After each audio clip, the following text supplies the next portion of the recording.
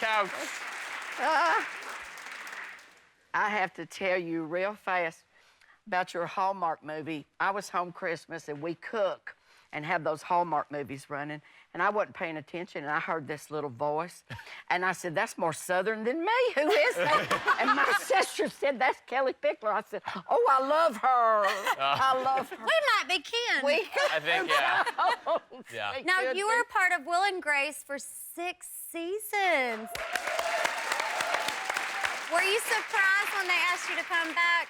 I'm not. I'm not surprised. You know, they called me early on, and we had done a finale where my character flew out the window. They just got rid of me. That, you know, you didn't know what happened. Yeah. So they called me and said, well, we don't know what we're going to do with this reboot. Maybe, and they had this idea. I played Beverly Leslie. They said, maybe you could come back as his evil twin, Leslie.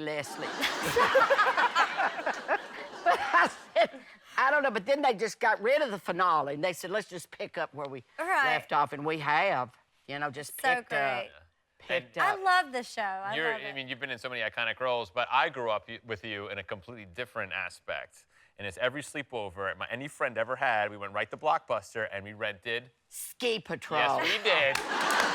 Every sleepover, Ski Patrol, shut up, Myron, was on our TV. Oh, my God, with a very young George Lopez. Yeah. As a teenager in that Peter, movie. the director of Ghostbusters, Peter Feig. Oh, we had such high hopes. Thank you for bringing that up. That was let me tell you something. If you want a throwback movie, rent Ski Patrol as soon as possible. How did you get into acting?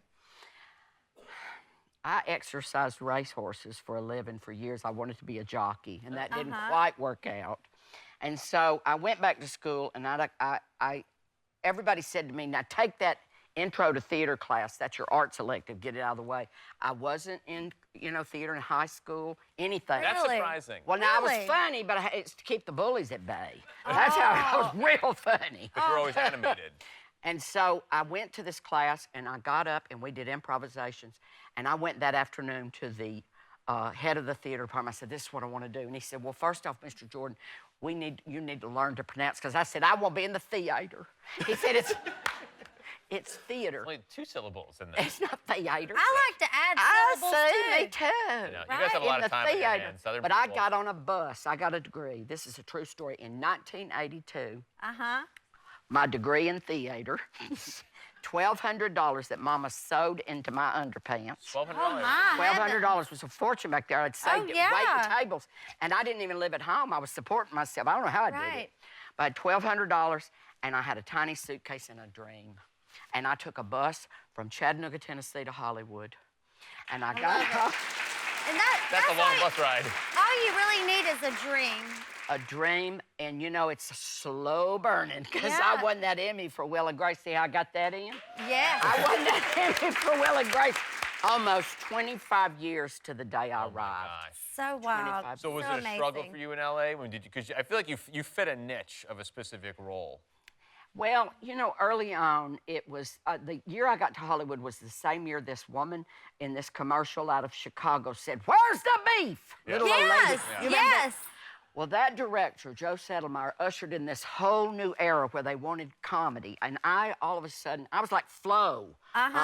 Progressive. Yeah. Progressive. I had so many commercials that I was the Del Taco boy. I was the elevator operator to Hamburger Hell, where people go that don't eat tacos. Oh, my God. Hamburger Hell. I want to go to Hamburger Hell.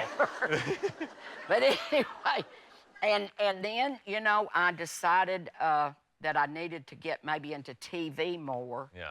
And I got on Murphy Brown first season. Just things like that. I've just had this blessed. And Boston Legal, which is another one of my favorite shows that you run as well. With Betty White. I love that. I love Boston Legal so much. Amazing. Betty White said, I don't want to hit you with this skillet. And I said, but Miss White, because she asked me the first day we worked, she said, how many episodes did they pick you up for? I said, 5. She said, me too. I'm going to kill you or you're going to kill me.